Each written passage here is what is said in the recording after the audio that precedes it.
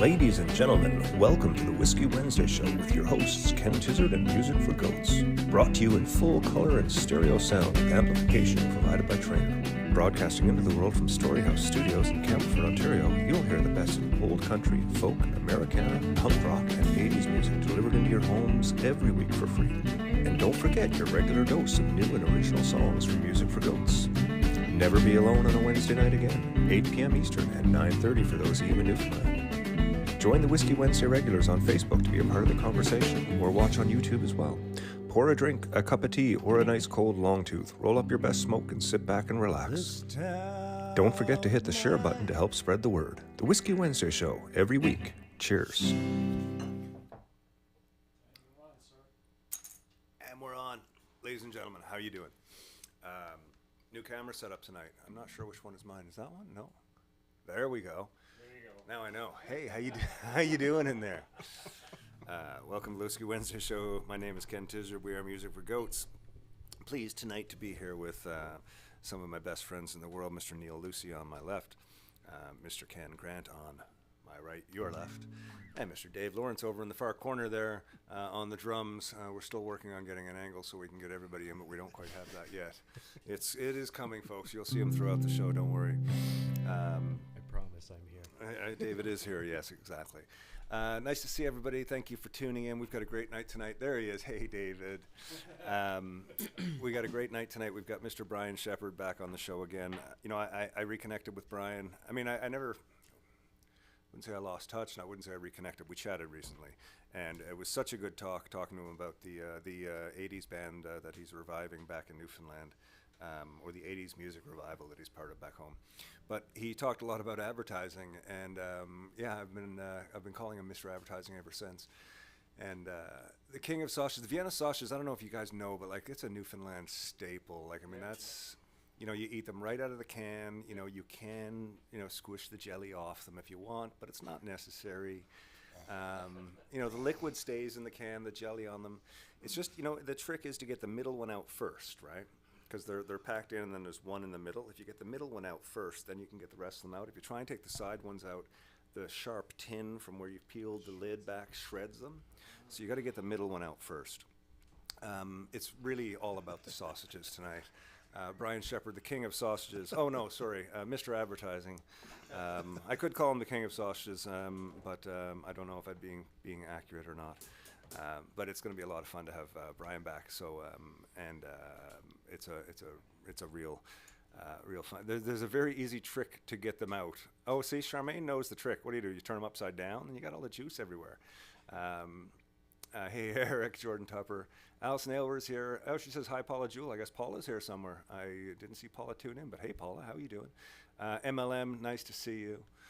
Oh, it's nice to see everybody. We're going to play some music tonight. We got Brian Shepherd on the show. We are getting ready for the album release very soon, and we've got some shows coming up, so we're kind of working on the live show a bit. So the next few weeks will be new music heavy, which I hope you're all okay with.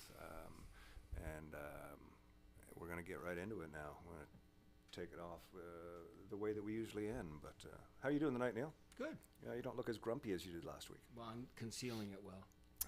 I see. Okay. Neil is concealing his grumpiness.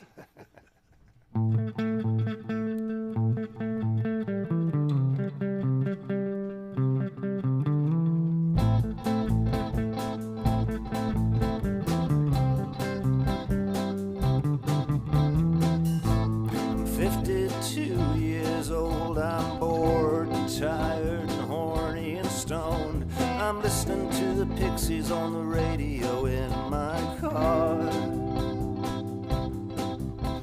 I'm missing you, I'm missing me, I'm missing them, hard to believe. It's been that way since 1984. I won't hear you calling on the telephone, I'm already gone. Been listening to the Clash record playing, and I'm scratching at my head and saying, where have all the good times gone? I won't hear you calling on the telephone, I'm already gone.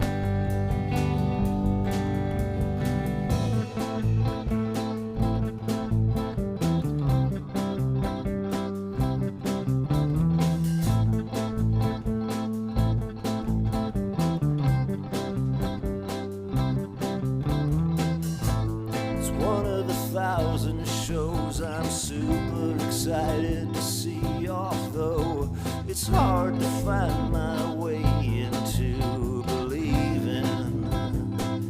Idols, the band, missing stereo, missing bass. I'm missing 2K in my face. I'm missing something righteous, something dangerous. I won't hear you calling on the telephone, I'm already gone. Been listening to the Clash record playing, and I'm scratching at my head and saying, where have all the good times gone? I won't hear you calling on the telephone, I'm already gone. I won't hear you calling on the telephone, I'm already. This is the last cool night of summer. Digging through ashtrays once again.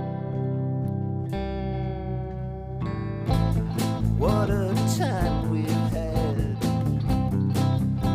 Good night and God bless. Most of my friends are so very lonely. I won't hear you calling on the telephone, I'm already gone. Been listening to the Clash record playing, and I'm scratching at my head and saying, where have all the good times gone? I won't hear you calling on the telephone, I'm already gone. I've been listening to the Clash record playing, and I'm scratching at my head and saying, where have all the good times gone? I'm already gone. Well, I'm already gone.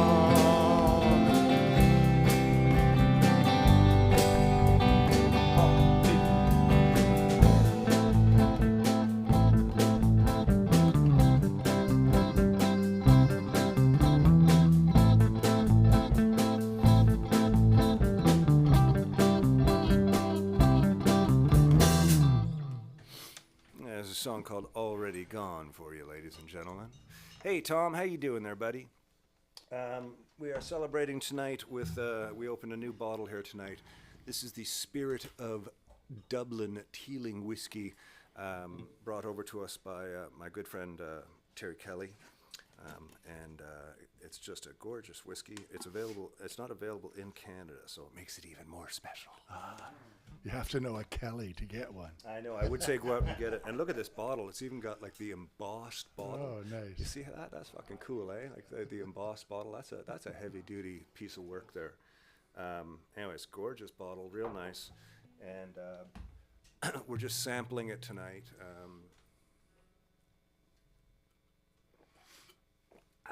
It's delicious. It's absolutely delicious. So refreshing. The aftertaste. Smooth. The afterbite. It is smooth. It goes down smoothly.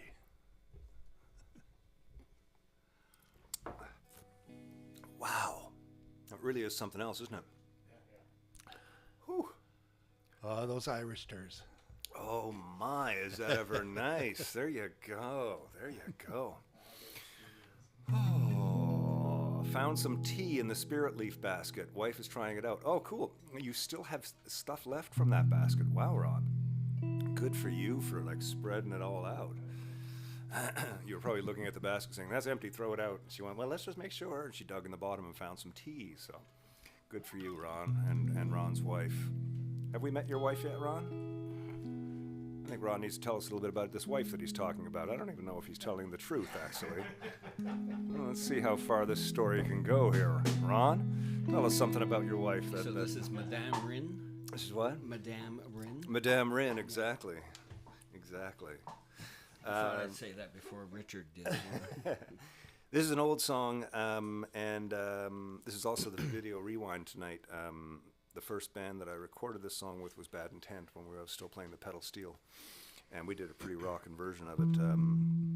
But we've got a new version for this record, and it's I'm still learning little bits and pieces of it, trying to coordinate it with what I do when I'm not singing and playing guitar at the same time, trying to get all that together. That's still I got 2 more weeks before live shows start. Not that you guys don't count, of course, this is a live show, but it's, we all know what Whiskey Wednesday is about. This is a song called Other Side of Wrong. It goes just like this. The whiskey. The whiskey. Oh, yeah, thank you, thank you. 1, 2, 1, 2.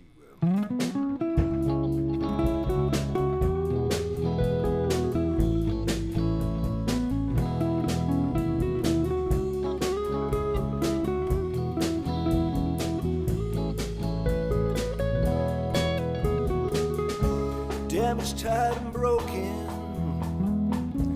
There's nothing left to hide. You still seem far away from me, but you're here by my side. Streetlight in the distance, through the window hits your eyes. The devil's got his hand on you, your tears are running dry. Whatever happened to finding our way? How did we get here on the other side of today? Pitch perfect daddy's girl, couldn't do no wrong. He came up beside you, so you played along. 2 kids, nice house on paper good, but you don't understand. You smile your way through choices, time slips through our hands. Whatever happened, today's been so long. How did we get here on the other side? Whatever happened, today's been so long. How did we get here on the other side of wrong?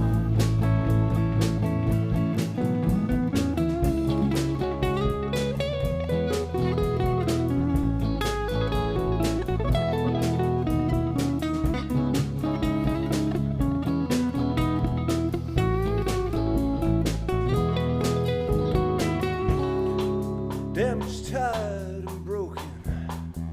There's nothing left to hide. You still seem far away from me, but you're here by my side. Whatever happened, today's been so long.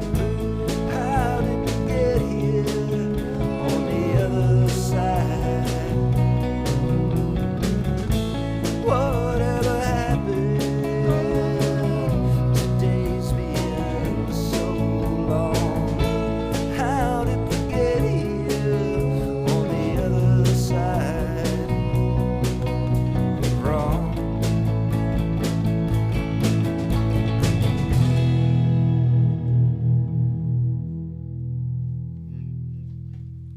The nice resolve, a well-tuned chord. I like that.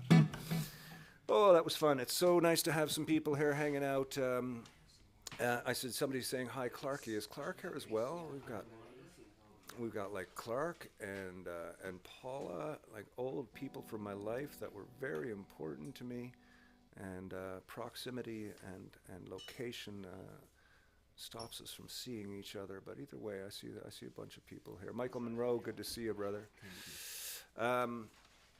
So Allison got out on the weekend. That was really cool. You know, that nice day on Saturday. It was kind of blustery, but for the first time since I think September or maybe October, we got Allison out of the house. We went up to a little town called Westwood. Village, hamlet, intersection called Westwood. Which is... and you mean in Norwood? Westwood, Norwood. It's not Norwood. We went to Norwood because it was the Norwood Asphodel Library. I'm just going to go back into my guitar. It's a subwood of Norwood. We went to Norwood, but it was actually closer to Keene. Like if you go up, I thought I explained this. Did you not understand when I explained it at dinner?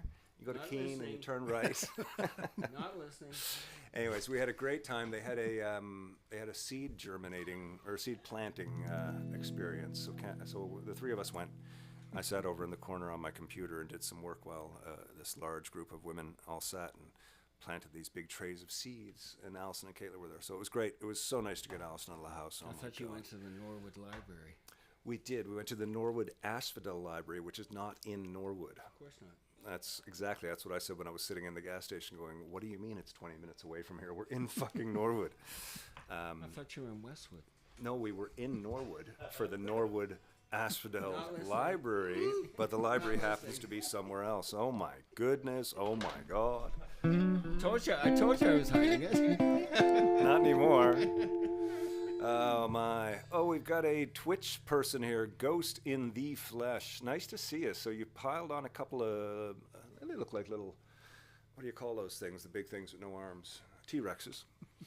That's not what I was thinking. But I'm not going to say what I was thinking. Snakes? Snakes. Nice to have a Twitcher on board here for a moment. Oh, it's one of those nights, ladies and gentlemen, and I'm okay with it. You know, if you're new to the show and you're looking for this big high production broadcast, Go somewhere else. go watch TV. Hey, Ghost in the Flesh, we all look awesome. Well, thank you very much. That's awfully nice to say. We're gonna play another song from the new album now. This is a song called Over You, and we're gonna get into our chat with Brian right after this. I'm really excited. Brian Shepherd, massive advertising dude, and great human being, and we're gonna talk about that in just a minute. It's not that big. I mean, we can get them right on the screen, no problem at all. Well, I know. Gosh. 1, 2, 3.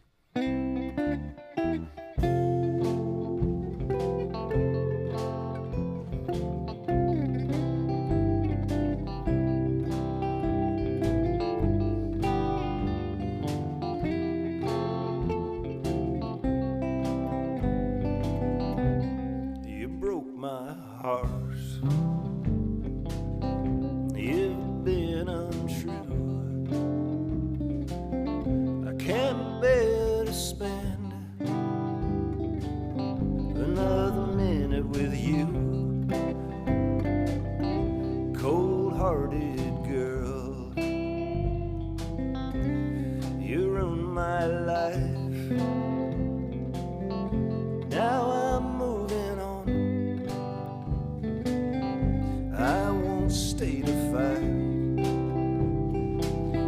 I'm gonna pack my bags and take all that I can. Get far away from you and your new old man. I can't say when. Someday soon you'll see. I'll be over you as soon as she gets under me. For years I've tried to do you right. All those toothless words sure rang true tonight. For years I've tried to please. You had me on the go. You had me on my knees. I'm moving on. I'm leaving you behind. I can't say that I'm happy. You treated me so unkind. I can't say when, but someday soon you'll see. I'll be over you as soon as she gets under me.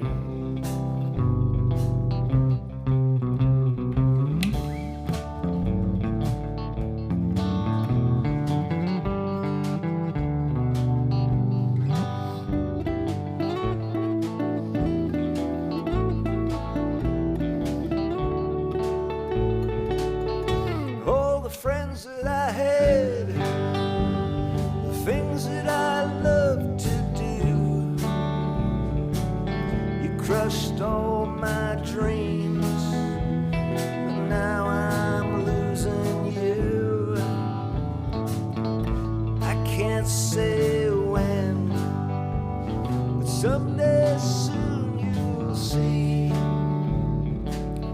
I'll be over you as soon as she gets under me.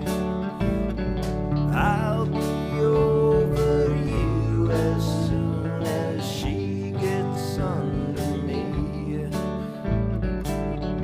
I'll be over you as soon as she gets under me.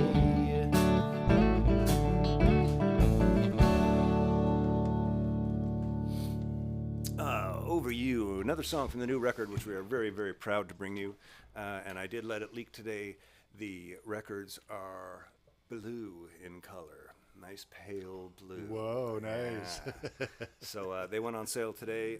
It is a limited run, and I mean, I'm not going to pull that whole scare tactic. I'm sure there's still time to get one, but they're not going to be around forever. But so, not much.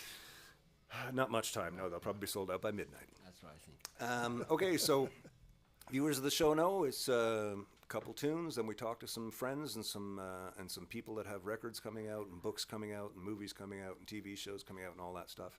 Tonight we're speaking with Mr. Sausage, Mr. Vienna Sausage, no, Mr. Advertising, Brian Shepherd. You met him a few weeks ago talking about his 80s cover band, and now he's here to talk to you about some advertising. Take it away, Barry.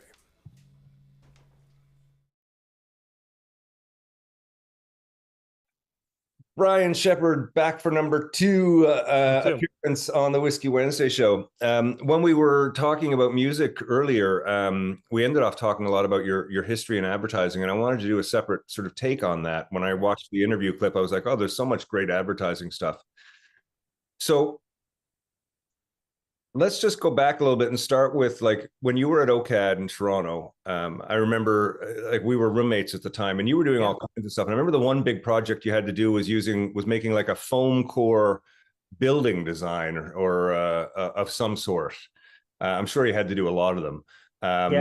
But it was more sort of building design. Of course, you know, when people are going to school, we don't know what we're going to turn into and stuff. And I kind of thought you were going to go down the architecture road. I thought about it. My dad was a building contractor, and he was kind of great from the point of view of he had no idea why I wanted to go to art school. That was foreign to him, and it wasn't because he wasn't intellectual. He was a smart guy, but he was worried. Yeah, he was worried about, you know, what are you doing going to art school? Like, how are you ever going to turn that into a living? Like that was the concern. It wasn't anything else other than just pure watching out for if I'd be able to pay a mortgage or whatever. But he was a building contractor. And I can remember working on his job sites when I was 15, 16, 17 years old. That's kind of the job I had. It's actually how I paid for my first keyboard, was working on one of his job sites. But I can remember the architect coming by with the blueprints and talking, you know, the foreman and those guys, didn't have everything laid out and stuff. And architecture seemed really interesting. So I actually did kind of think really hard about going to architecture school, but then I got into high school and I was lousy at math. I was lousy at physics. I was lousy at all the things you needed to prerequisite for that. So I said, okay, architecture is going out the side of the, you know, that's not going to happen. Yeah. What was so great about art school was, and this was cool, the first year at the Ontario College of Art back in the day, and I think they still do a version of it now, but you had to take courses that everybody had to take the same courses, and they were foundation courses. So whether or not you could draw, you had to take a life drawing course. You were drawing from the nude model every day. You had to take a painting course. You had to take a materials course. You had to take an experimental course of some kind. You had to take like experimental video or something like that. And one of the courses we had to take was three-dimensional design. And three-dimensional design, you'd think is sculpture, and it was, but the instructors that we had us building stuff too. And I was lucky because I used to like build model airplanes and that kind of stuff. So I was pretty good with my hands and my ability to manufacture things.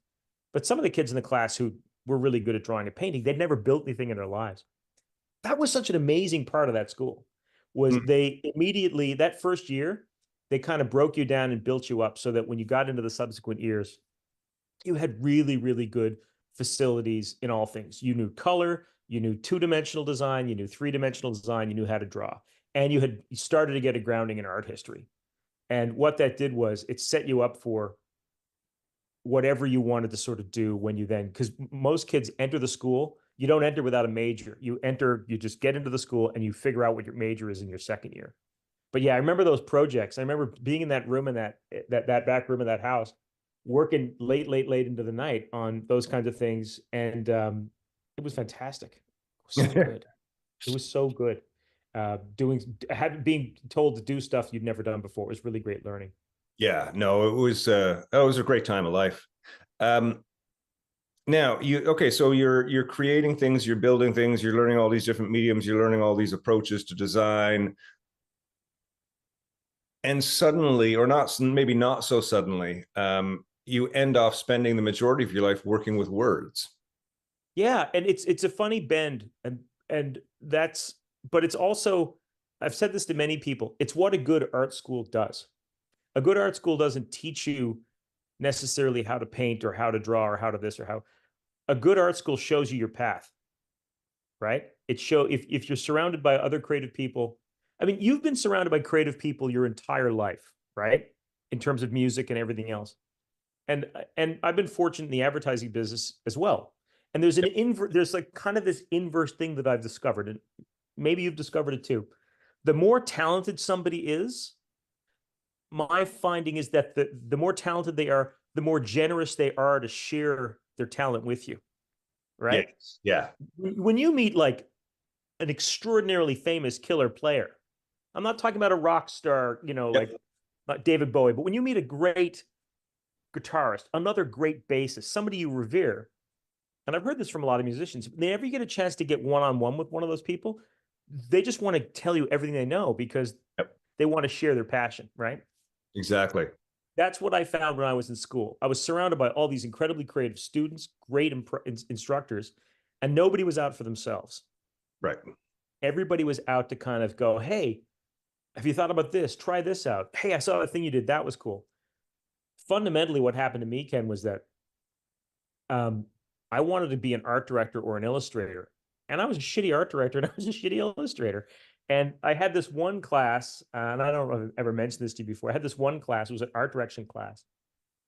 And there were 25 of us in the class. And you'd come in every day with your assignments. And the teacher would take the assignments and he would put them on. There was a chair rail that went with the whole way around the room.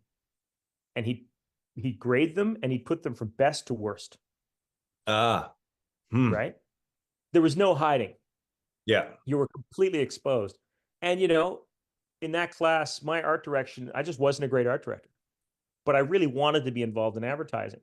And I was always kind of on that lower level of the class. And I realized after a while that what I did then is I started to, instead of just worrying about how the ads looked, which was what that class was about, instead of worrying about what they looked like, I actually started to think, okay, can I write them better? Can I actually put a better idea in them?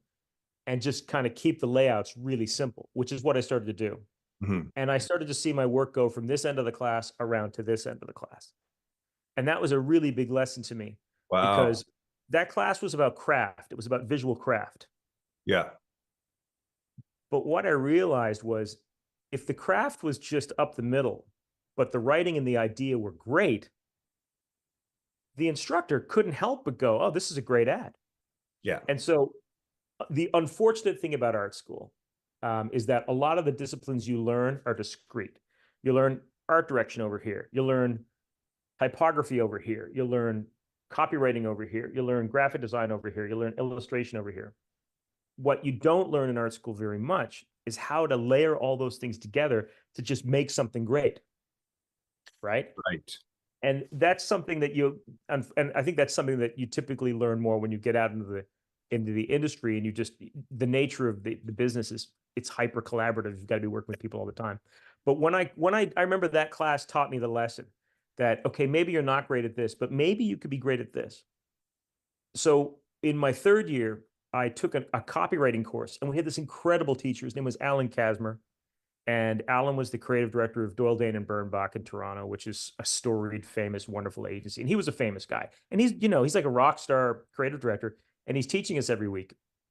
And, what was so great about it was he was very matter of fact he was super passionate about it, but it was also very matter of fact about the fact you just have to learn fundamental skills.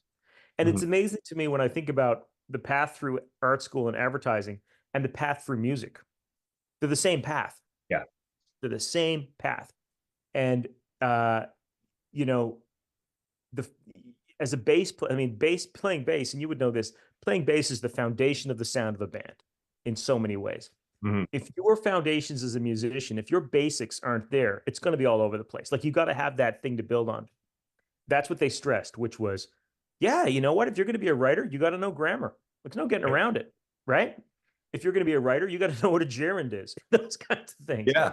And so we got this great foundational layer of skills, but then on top of it, he also, this was the other thing that he laid on us, which was, they told us how difficult the business would be and how difficult it would be to continually generate ideas.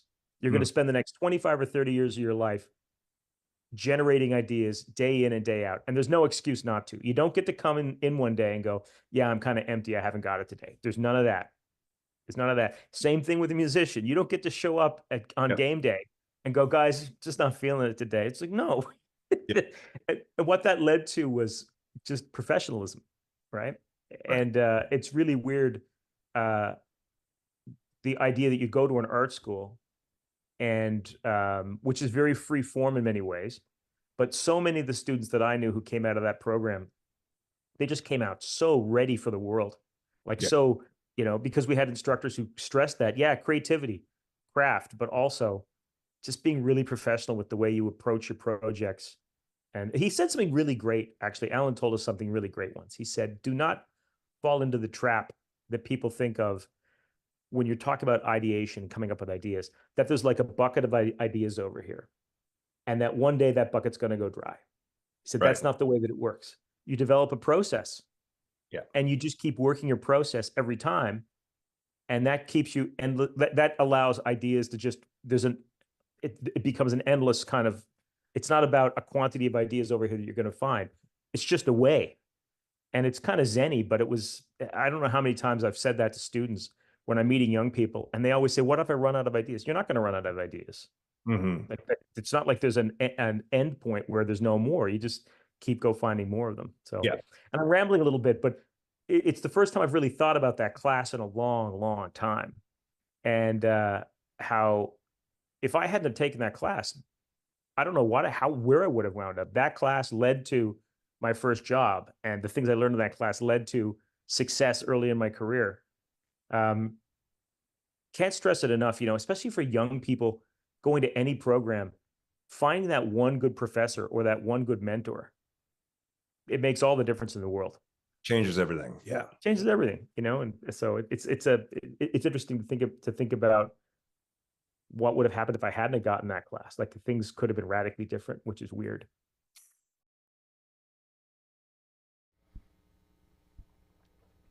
Okay. We're back, eh? I'm still just trying to catch it here on my phone. There it is. Look at that. Isn't that cool? Brian Shepherd. He's so, I mean, I love Brian. He's been an old friend he's been a friend for most of my life. But he's so well spoken, you know. He's got a way of doing things, and retelling his stories, very interesting as it is. It's just fantastic. We got another segment of Brian coming back later on in the show. We're gonna play a little bit of some tunes first. Allison just texted me and said that somebody wanted to hear "Home," so we'll put that in now in just a minute. Let's start with, let's get back on the schedule here so that we don't get confused. I think Drunk, Stoned, and Broke is next. The story of my life. The story of my life. I'll take her home. This is not that song. This is a different story of my life song called Drunk, Stoned, and Broke. It's good because I'm not sure that we can, you know, dance in sync as it were. I know, well. Or Backstreet Boys. I've never, actually that would be an interesting thing to get the four of us to do a sync dance video. That'd be kind of funny, you know, but I might be a little bit South Parky, I suspect. Only if you wear your thong. Oh, guaranteed. Your Speedo. Absolutely. Actually, we should all just wear Speedo thongs. Okay. Speedo thongs. I've got my big Tancook Island. That's right. Thong. That's right, you do. Okay, you can with wear the that. emphasis on the big, of course. Of course, yes. And that's been bedazzled, right? Has indeed. He's not lying. Bejeweled even. This is Drunk, Stoned, and Broke, ladies and gentlemen, here on the Whiskey Wednesday show. It goes just like this. 1, 2, 1, 2, 3. Oh, yeah.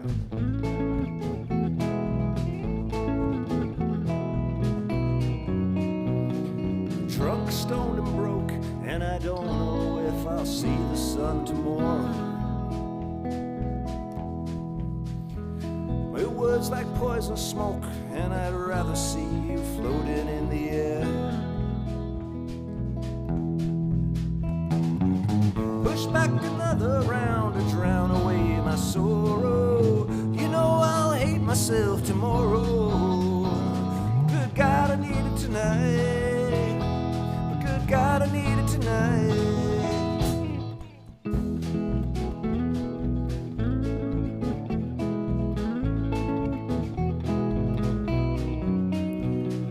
Have another toke and slip quietly to understanding nothing.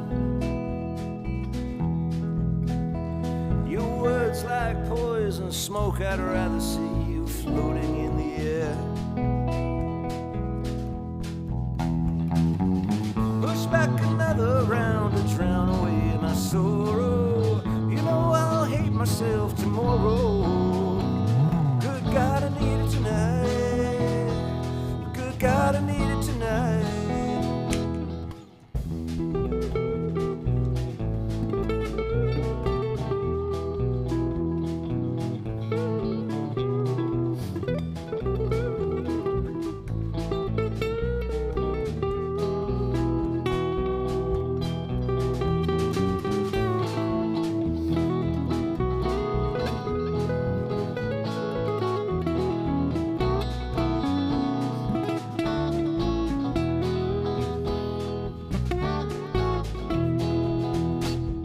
Drunk, stoned, and broke, and I don't know if I'll see the sun tomorrow.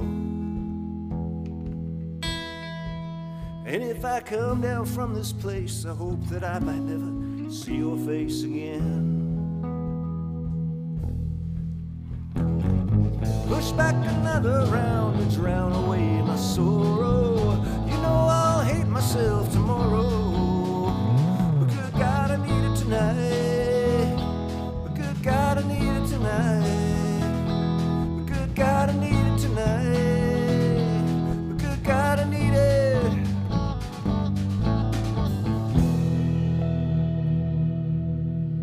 Oh, there we go. Little drunk, stoned, and broke for y'all.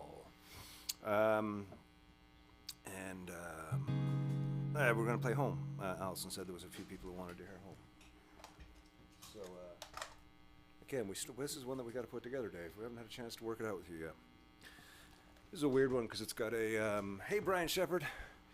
Oh, man, it's. I'm glad you're enjoying the show, and you're welcome anytime. And in fact, the interview is so long, we're going to have you back again next month for the second part, the third and fourth parts of this chat we had. Don't worry, you're not done yet, Brian. Brian's the first, like, multiple guest. Rick's been on a couple times, and who else has been on more than once? Dave Mowat. Yeah, you're in there. This is one called Home. It goes like this.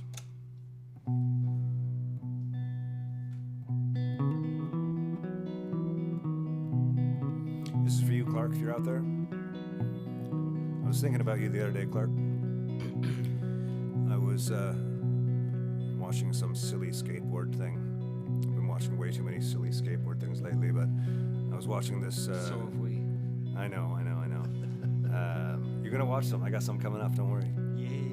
But I was watching one that was these two young kids, and they were skating around. They were talking about sort of, the best time of their life. And I just kept remembering, Clark, just me and you fucking buzzing around St. John's on our skateboard. I mean, we picked up lots of people along the way, but the constant was always me and you, which was a great couple years of being a rebel. How big were your skateboards? They were like 10 by 32 at the time. Must have been like feet. Yeah. Why are you saying this now? What did I picked say? up people along the way. I Were see, they I piggybacking? see.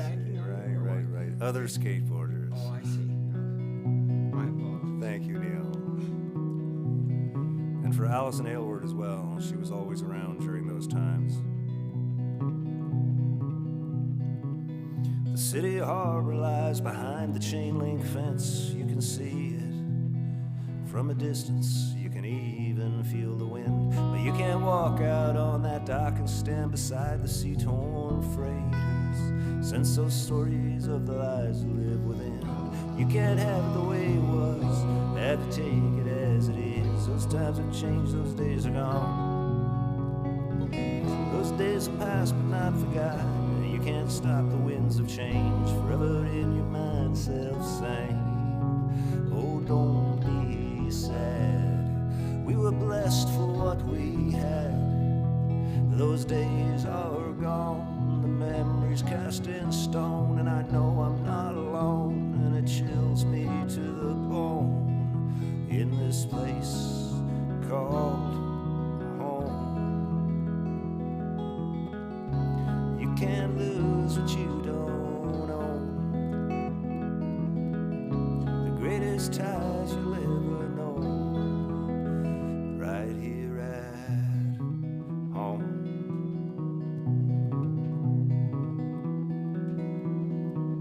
Down Water Street, the storefronts changed a few blocks north. Who'd ever blame?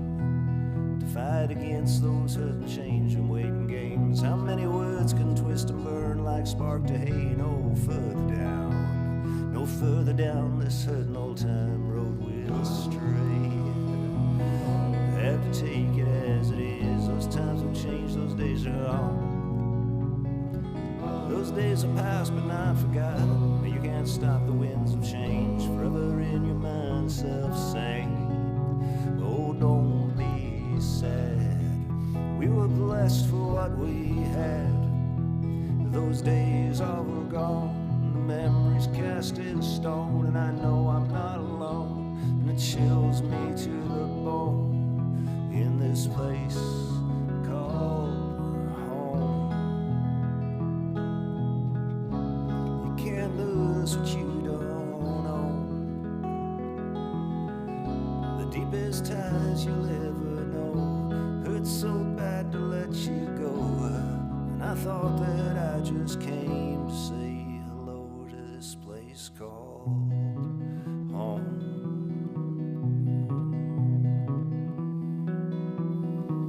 The city harbor lies behind the chain link fence. You can see from a distance. You can even feel the wind.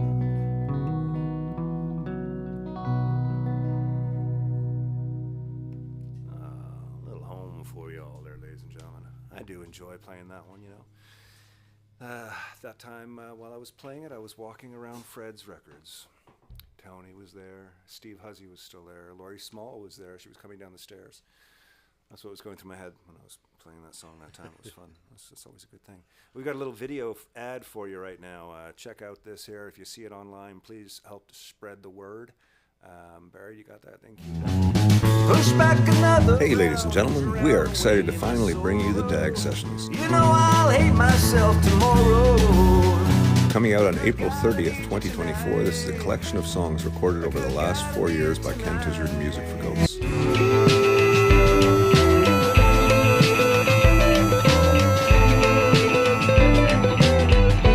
Recorded with Goat drummer Steve Dagg prior to his unexpected passing in 2023. The DAG Sessions will be available on CD, vinyl, and all streaming services.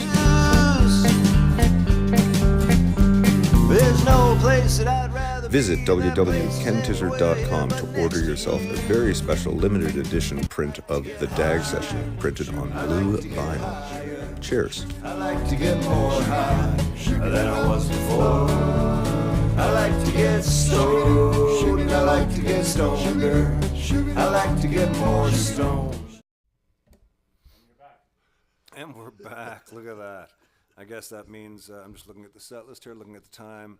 We're going to do one more song, and then we're going to get into Brian part 2 here. Oh, let's do Pain-Free Living, because we were just listening to it on the ad. I'm still listening to the delay. There we go. little pain-free living with a little FMNL to start it out. I did just throw the link up, by the way. I just posted it on the Facebook if somebody wants to grab it and post it on the other sites as well. If anybody's interested in getting a copy of the vinyl. It just says order vinyl, and then there's a PayPal link, but and it's from Ken Tizzard, not from the Music for Goats page. So, or you can just go to the website kentizzard.com, grab a copy. Greatly appreciated. This is FMNL. It goes just like this. 1, 2, 1, 2, 3.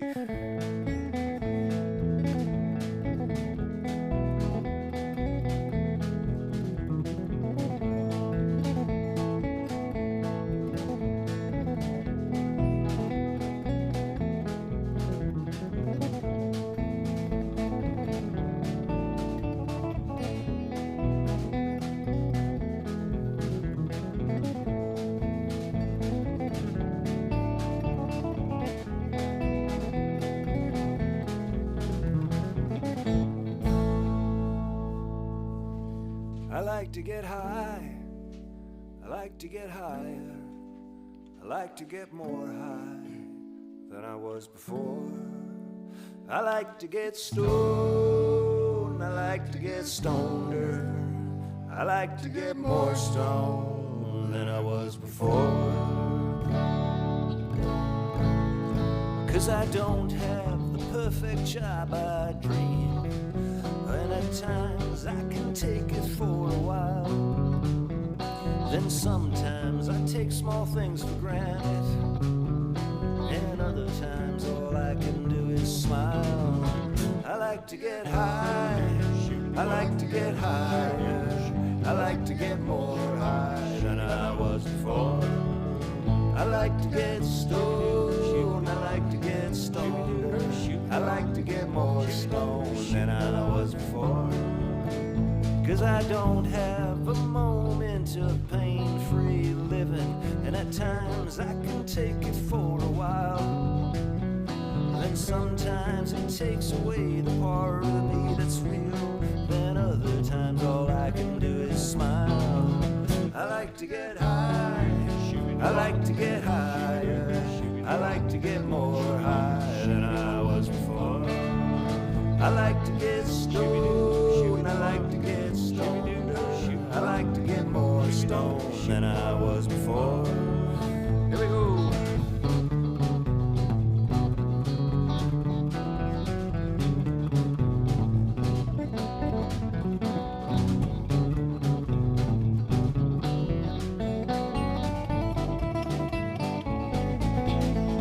I like to get high, I like to get higher, I like to get more high than I was before. I like to get stoned, I like to get stoneder, I like to get more stoned than I was before. To be honest, it's an uphill battle with depression, and the drugs the doctor gives me ain't so tight. Sometimes it feels like my skin is crawling, and other times bad TV can be alright. I like to get high, I like to get higher, I like to get more high than I was before. I like to get stoned, I like to get stoned, I like to get more stoned than I was before. I like to get high, I like to get higher, I like to get more high than I was before. I like to get stoned, I like to get stoneder, I like to get more stoned than I was before.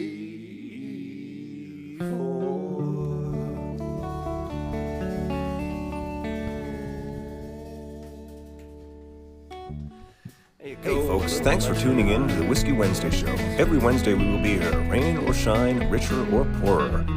Tip jar is in the link above. Never expected but always appreciated. Never confuse the size of your paycheck with the size of your talent. I've got all the money I'll ever need if I die by midnight. Always appreciated, never expected. Please feel free to drop us a line regarding anything, including a link to your money. Cheers. Oh, we're back. Look at that.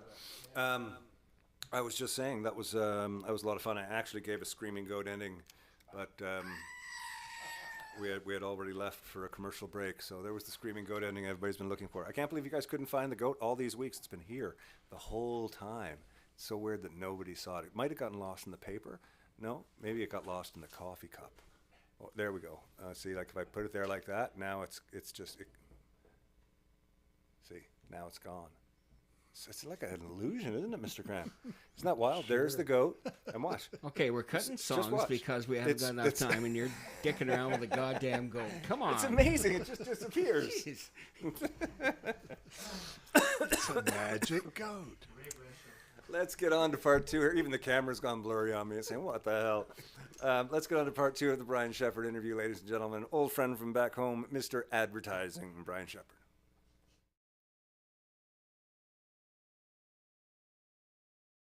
I mean, it seems to me like the institution there was doing a lot of the foundation work that, I think translates to most anything. We talked about music. I call it the toolbox. When you get your first instrument, it comes with an invisible toolbox that's empty. Yeah. And, with the bass, as soon as you learn to put your fingers on the string and, sort of do this, that's tool number one. And then this hand over here doing this is tool number two. And then a scale becomes a tool. Parts of a scale become a tool, chords, all these things build up, and you can learn all these tools, but still not have your voice. Yeah. There's a million people out there like that. I mean, take a look at YouTube, these YouTube prodigies, and they're amazing in what they're doing skill-wise, but I find that their voice hasn't been activated yet. It's so critical. And what you're saying is so true because, and I think it goes back to sort of like the heart and soul of creativity and making things that are, you can make something, anybody can make something, making something that's valid and that's a little bit transcendent. That's hard to do, right?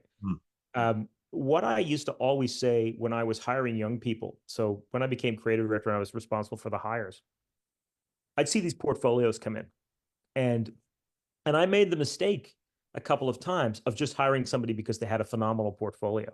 Like I looked at the 15 ads in their portfolio and said, oh man, these are great. Let's just hire that person. Then you get them in the department and for whatever reason, they just don't work out because, well, for whatever reason, they don't work out. What I learned that was more important was, and it sounds like an advertising thing, but I used to call it the 3 Ps. It sounds like something you see on a tube of toothpaste. Portfolio, yeah, you want to see that they've got a baseline of ability to make things. But personality was a huge part of it. I was going to have you in my department. You're going to be sitting at the desk next to me for years. Are we going to shoot the shit and have a good time? And are you going to be an enjoyable person to have in my department? Or are you going to be difficult, right? Mm-hmm. I didn't want that. But the biggest one of all was passion. Was this young person coming in super passionate about what they were doing? And were they going to actually inspire me? And I've been fortunate over the years that I've made some hires where I had some 23, 24-year-olds in our department. And I'd look over at those guys and go, oh, God, I'm never going to be as good as they are. And, they're kids. You meet these, and if you could bring people like that into your department, that is the greatest joy. If you can go out and find, somebody and give them their first advertising job and they just flourish. And happily over the years, that's happened just enough times to make you realize just how great young talent is out there. Mm-hmm. But I'd often say to people coming in, like what I'm most interested of all is don't try and make advertising that you think I want to buy, like that you think the creative director wants to buy. Make advertising based on your own experiences, on the things you're interested in. Like if you're interested in Italian neorealist film, I expect to see you make an ad like that sometime over the next couple of years, because what winds up happening then is you really start to see an individual, like a writer, an art director, or a creative team, you see their personality start to come through the work. Mm-hmm. And when you see that, what that means, that piece of work is going to be unlike anything else that's on TV or anything else in a print ad or whatever. And that is so important, because I think if there's one great challenge that exists in advertising, is so much of it looks and feels the same. Right? And that's a little bit inevitable because everybody's, trying to sell toothpaste or trying to sell soap or trying to sell this. It's easy to fall into the same kind of traps and tropes and ways of showing things. And when you can let people let their individual interests, that's not selfish. When you let those things shine through in the advertising, it's actually necessary, because that's the only way you get things really feeling individual. Either that, or you've got products that you're advertising that are so unusual or so singular that just by showing them, they feel different. That's rare. Like, that's rare. You don't get, how often does the Walkman come along, or how often does the iPhone come along, right? Very rarely. So the way that you differentiate is just letting people let some of their own interests show up in the work. And that's where you always get the most surprising things. So, okay. So you've got the artist gets the tools, the education, then starts to work, then discovers their own voice, then has an opportunity to make commercial advertising that will impact the world. If that artistic value was in there, and this is going to come out negative, and I don't mean it to, but it is a valid question. If that sort of inherent art and passion and all those things you talked about is there, why do we end off with so much bad advertising? It's a great question. And I remember when I was in school, one of the profs saying 98% of advertising is awful. And I was like, no, it's not. I think that what winds up, it's very rare that I see a terrible piece of advertising where I want to like take off my shoe and throw it at the TV screen or the movie or whatever. Like, that's very rare. Yeah. But it's equally rare that I see something that I go, oh my God, did you just see how wonderful that was? The unfortunate thing is a lot of advertising exists in the middle, where it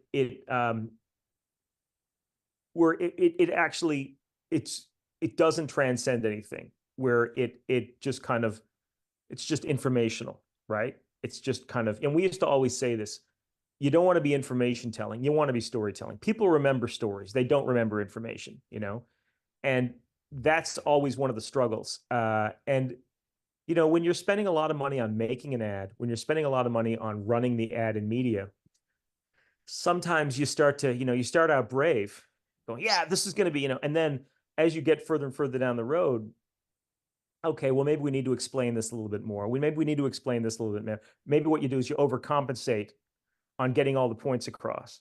And that's kind of when you start to cross that bridge of, okay, now this is just turning into something ordinary. Right. There is nothing wrong with doing advertising that exists at that level, because that's where most of it is. And you can't always, either by the nature of the brief you get or the projects you're working on or whatever, you can't always lift it up to some place that everybody in the world is talking about it and feels great about it. Like the very first ad that I ever saw where I went, what the hell is that? Was the Coca-Cola ad, I'd like to teach the world to sing. Yeah. So that ad came out in 1971 or 72. It was still running in 1980. Like, so we would have seen that in the wild as kids. It was just so completely different than anything else that was on television. Most ads were like, very blatant and very blunt. Come on down right now and get this at this thing for this price, right? That's most of it. And this ad, you had a bunch of kids on a mountainside drinking Cokes and singing a kind of a love song to togetherness. And that goes to the thing that I actually think is the most important part of advertising, which is we're talking about that ad now 50 years after it came out. And part of the reason we're talking about it is because of its memorability. Right? As I said before, people remember story, they don't remember information. The biggest expense in advertising isn't the physical making the ad. No. The biggest expense in advertising is running it, is getting it on YouTube, is getting it on television, is running in the newspaper. And if you make ad this is kind of the thing that I preached my entire career, which was if you make advertising that's memorable, you actually don't have to run it as often. You can save money running it in the media if it's more memorable. Because, and this is, again, people who know me have heard me say this a million times. I'm sure people would roll their eyes whenever I say this. The most important media space that you can own is the one between your ears. Can you get consumers to remember? Can you genuinely get them to remember what you've shown them, so that when they go to the shelf and they're reaching up for a bottle of shampoo, they maybe remember that message you sent them 6 months ago when they saw it on TV, and they go, "Oh yeah, I felt good about the fact that Prel showed me this thing back in whatever. I'm going to reach for that." And that's actually fundamentally how it works.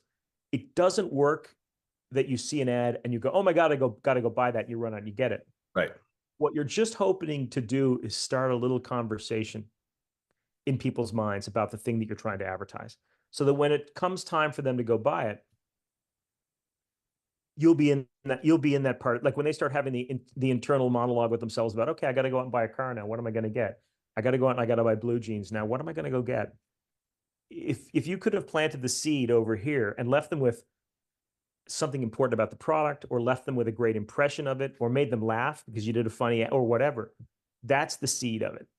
And I wish it was metric, Ken. Like I really wish, like you can look at research and all that sort of stuff after the fact to know if an ad worked or not. You can research an ad concept ahead of time to get a sense of what it will do when it gets out into the world. But I always wish that there was more of a metric. Okay, I do this, I do this, I do this, I do this, and then it's successful. That's never how it worked. Yeah. The most successful things that I did in my career over time were things that you just went along a little bit by feel. And again, I use the analogy back to music. It's like writing a song. You can write verse, chorus, verse, chorus, verse, whatever, and get a song. But you can't, there's no formula for that, right? Mm-hmm. There's no formula for a lot of that stuff, which is, I wish there was sometimes, because it would have made the job a heck of a lot easier. Yeah, that's kind of the magic and the unpredictability, that chaos factor that is the beauty of it, though. You never know what's going to hit, I mean, Sometimes something will react with people. Me and you have experienced, 50 plus years of television, radio, and print advertising. Radio advertising is annoying at best, I find. It really is information. It's date, time, place, product. I mean, that's kind of what it is. There's not much of a story there. Television advertising has sort of, you have the product, you can put a story to it, you can attach a memory to it, you can attach visual sort of triggers and try and engage people like that. That's what we've become used to seeing, billboards on the side of the road, billboards at hockey games, all this stuff. It's everywhere. We see print and commercial advertising everywhere. Now there's a new type of advertising that's coming out. And I think that this has to do a lot with what you're talking about, using a story. And that is this advertising using social media and influencers and stuff like that. Have you had any experience with that? And what's your take on that right now? So I think that, and you're right. And you and I have actually been we're in either the enviable or unenviable position, I'm not sure which it is, even after all these years, of we're probably the only generation who lived in the analog world and the digital world. Mm. Like we remember what it was to have 2 television channels. Yeah. We remember what it was to have 3 radio stations. We remember what it was to only have music on one format, to only have movies on. I mean, we grew up in a time when the only way that you could see a movie was to go to the movies, or hopefully see something on Academy Performance on Saturday night, right? Yeah. On NTV. And then the internet came along, and suddenly you have access to all kinds of information, and then social media blows up and becomes a thing, and you're on, whether you're on Twitter or whether you're on Snapchat or Facebook or whatever the platform is. And then advertisers can start serving advertising to you based on your specific interests. Mm-hmm. Like that's been an amazing thing, amazing change. But what I've always said, though, is that the fundamentals of advertising have not changed. Mm-hmm. When you talk about influencers, when we were growing up, influencers were just spokesmen, right?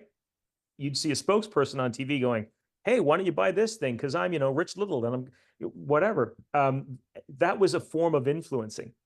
Mm-hmm.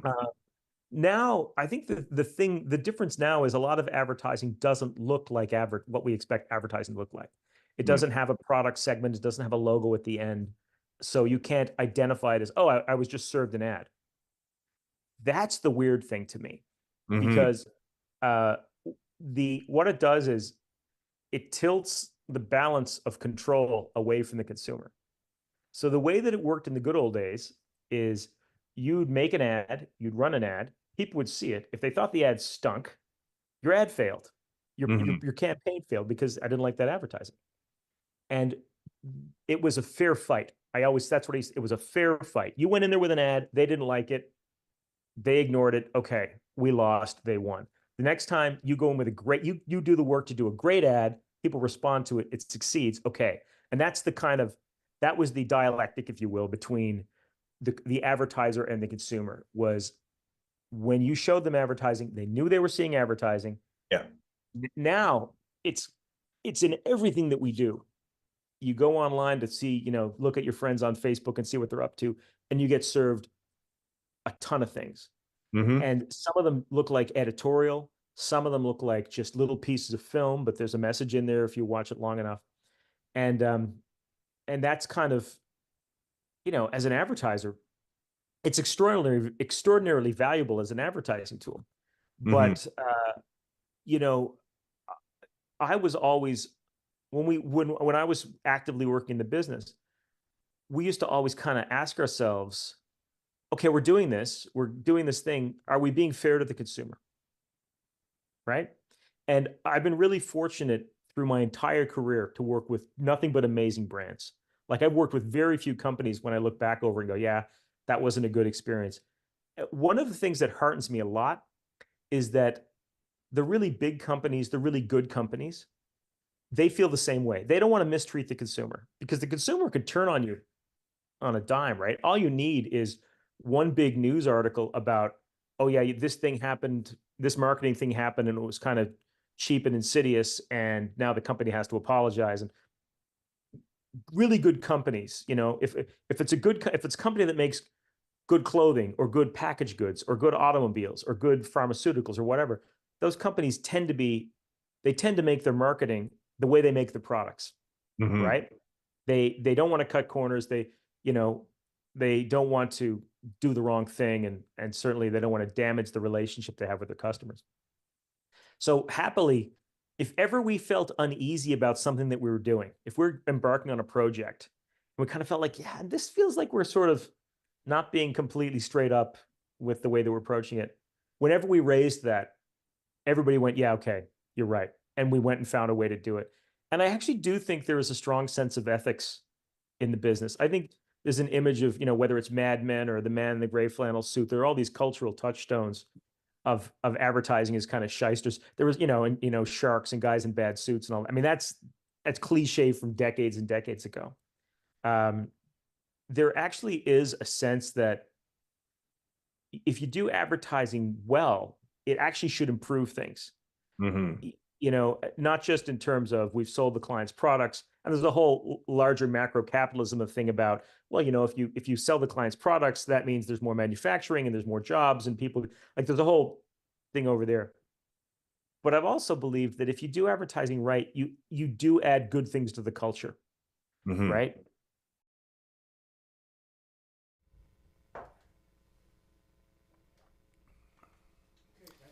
And you'll have to wait for the next two parts of the Brian Shepherd interview. I can't remember the date he's on. I'm sure Allison told me it. I know she did, actually. But we will make sure to make you well aware of it. We get into a few interesting advertising conundrums, including let's just call it the U2 disaster. We'll get into all of that. Oh, Dave's got a quizzical look on his face. We got time for one more tune tonight. As you know, we're almost at the end of the show and you haven't had to watch me skateboard yet, but hit it, Barry.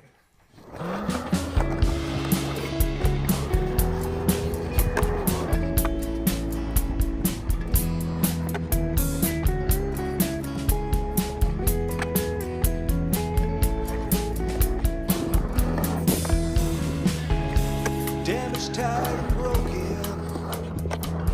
There's nothing left to hide. You still seem far away from me, but you're here by my side. The street light in the distance, through the window it's your eyes. The devil's got his hand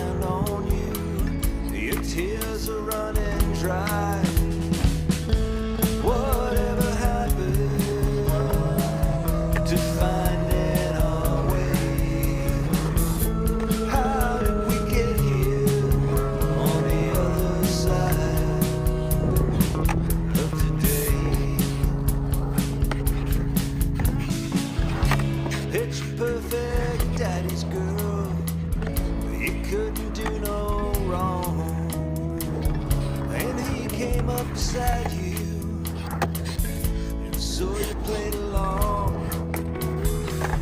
Two kids, nice house on paper, good, but you don't understand. You smile your way through choices, and time slips through our hands. So, talking about the advertising. Those last two maneuvers were really good because I was starting to think that thing wouldn't make right-hand turns. Oh, yeah, I know. Well, see, that's the thing. It makes the left-hand turn is called backside turn because your backside is to the upper part of the pool or of the upper part of the turn.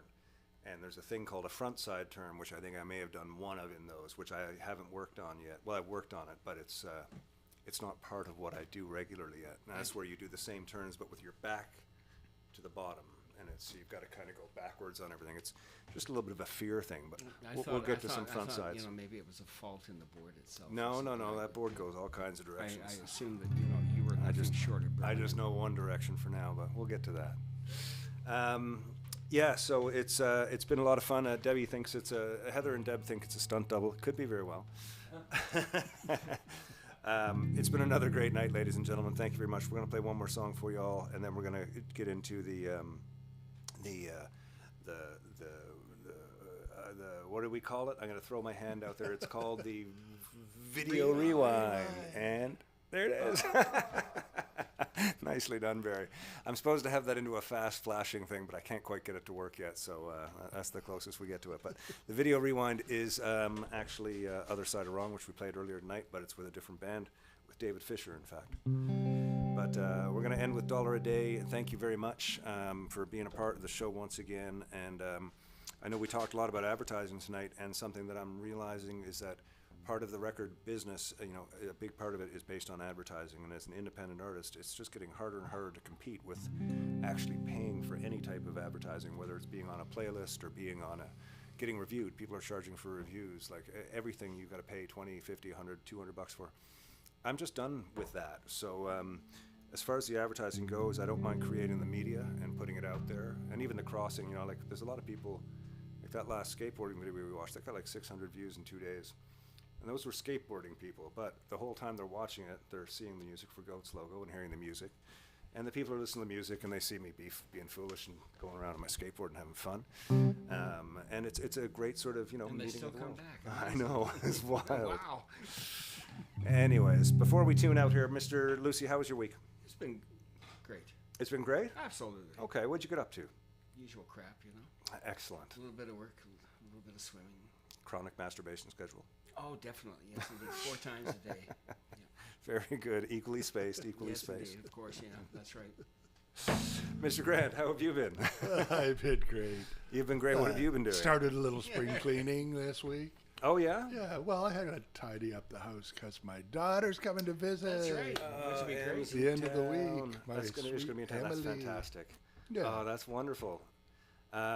Is she going to be here? Are we playing at all when she's here? Well, I believe she's going to attend our show on Monday night. Oh, excellent. At Capers. Oh, excellent. Her and Howard Weiss can hang out. Yeah, 2 strangers from out of town in town for a night at the club. Yeah, sure. Sounds good. I mean, she can hang out with whoever she wants, and so can Howard, but, And David, what's going on with you? Oh, all kinds. Yeah. It's been a busy week. Busy. Did some cleaning, too, actually. Did you? Yeah. What kind of cleaning did you get up to? I think I've, collected a whole other Berkeley. Oh, yeah, of dog fur, yeah. From my house. Yeah, he'd be shedding a lot, eh? Oh, he was. Crazy. So now he's kind of, trimmed out. It all seems to be working. Oh, that's good. Went out fishing with Eric a couple days ago. Yeah, did you catch anything? No, I didn't. Not last night, but Eric did the night before, but we can't talk about that. Okay. So all we got to say is Eric's on the board. That's okay, it. then. Okay. So in your cleaning, you weren't cleaning fish? No. No. Not yet. Not yet. Very cool. And how's Esox Hunter going? Very well. A lot of really interesting things have been developing. I've got some graphics designed and laid out for advertising. Exactly. And after watching this tonight, I'm getting new ideas now. I'm sure. So, yeah. Well, thanks to our very, very big thanks to our interview guest tonight for that. Yeah, it was great to chat with Brian. Again, Smart thank guy. you to Brian for coming on the show. And yeah, it's been another great, fun night. Did I miss anything? You really think 4 times a day is chronic?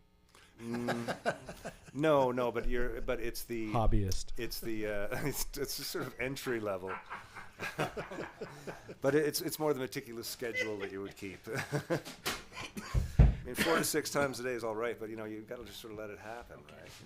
Start scheduling things, it gets a little too familiar. A little mundane. Takes the thrill out of it. Exactly. Ladies and gentlemen, next week we have Jay Coombs on the show. Jay's a singer-songwriter, guitar player from Peterborough, and we're looking forward to that, of course. We're going to end tonight with $1 a day. Goes just... Oh, also, we have 2 Monday nights left at Capers. This one coming, and the next one. That's the 2 next Monday nights. We've had a great time there. It's been amazing. There's been a lot of sold-out nights, and but even on the sold-out nights, because a lot of people come out for dinner, once they leave, there's the second set, there's room for people. So if you want to come out and have a beer on these last couple nights, and you're not coming out for a full dinner, come out for the second set at 8 o'clock, and there's bound to be a seat. If not, I'm sorry, but that has happened as well. But we got a couple of them left, and for this last one, that'll be the first place that we'll have our vinyl for sale in public. Wow. Records, blue vinyl. I'm so excited. Oh, I remember that song. Blue vinyl? We had blue vinyl. Yeah, I think that was Bluer than vinyl were her eyes. Yeah. Contacts, probably. Oh, my. Okay.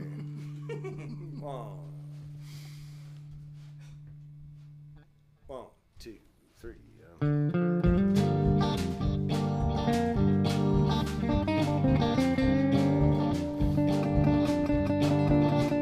I was walking down the road when a stranger passed my way. It was empty in his business eyes. He made no move to step aside. He disregarded me.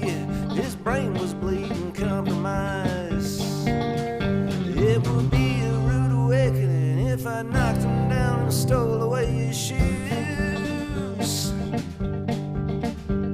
There's no place that I'd rather be, and that place is anywhere here but next to you. Well, you'll work harder with a gun at your back for $1 a day.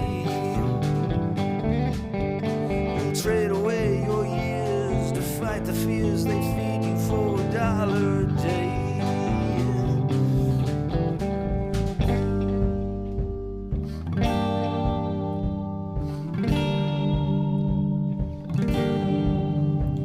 I stopped along the way to hear a politician speak. He stood to stand for something. He promised better futures for everyone that toed the line and got behind him. He grew ugly and unwise as he lied about the lies and how they made him feel. The cracks in his disguise grew wider and he could no longer hide inside the truth that he tried to conceal. Well, you'll work harder with a gun at your back for $1 a day. You'll trade away your years to fight the fears they feed you for $1 a day.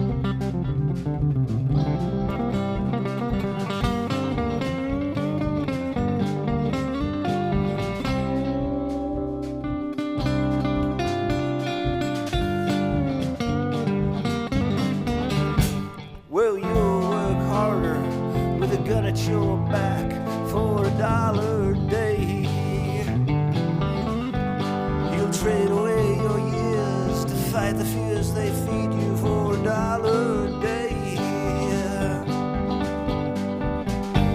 Love you, Charmaine.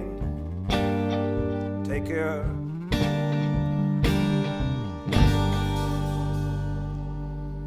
There you go. Charmaine's just taking off for the evening. Have a good one, love. Get some sleep. We love you.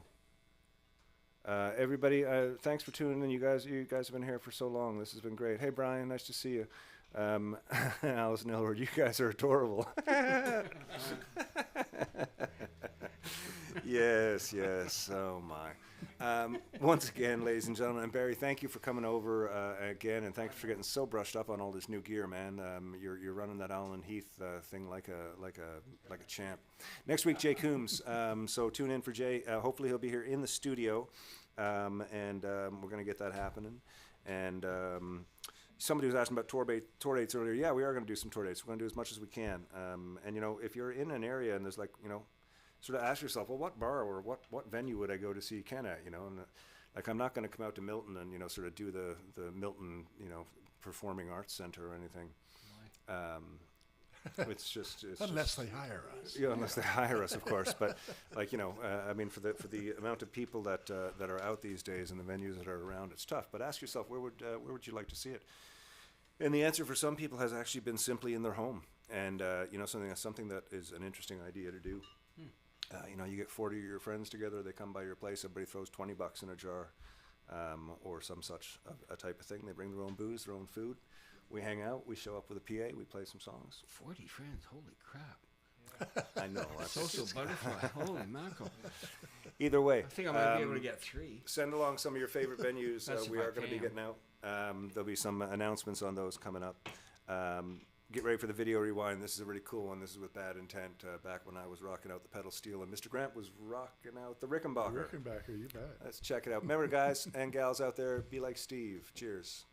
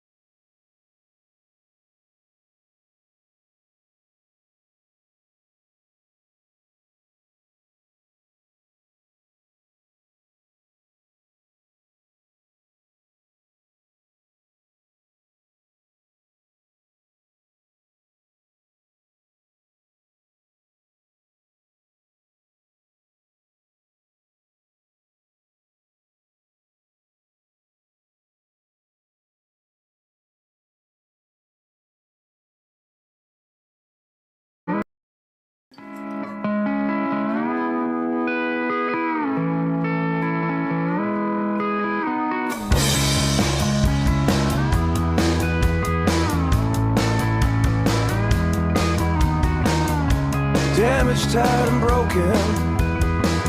There's nothing left to hide. You still seem far away from me, but you're here by my side. The street light in the distance, through the window hits your eyes. The devil's got his hand on you, your tears are running dry. Whatever happened to finding our way? How did we get here on the other side of today?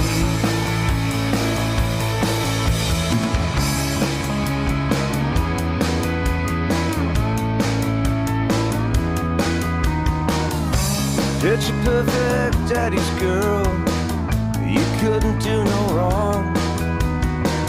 And he came up beside you, and so you played along. 2 kids, nice house on paper, good, but you don't understand. We smile our way through choices, then time slips through our hands. Whatever happened, today's been so long.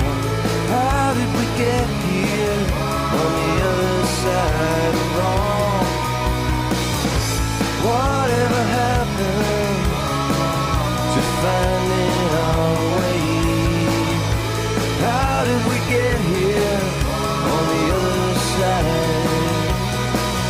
just a day.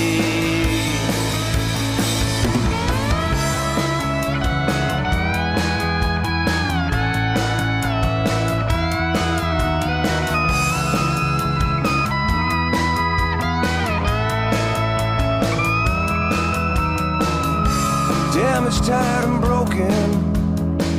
There's nothing left to hide. You still seem far away from me, but you're here by my side. Whatever happened to finding our way? How did we get here on the other side of today? Whatever happened? Today's been so long. How did we get here on the other side of wrong?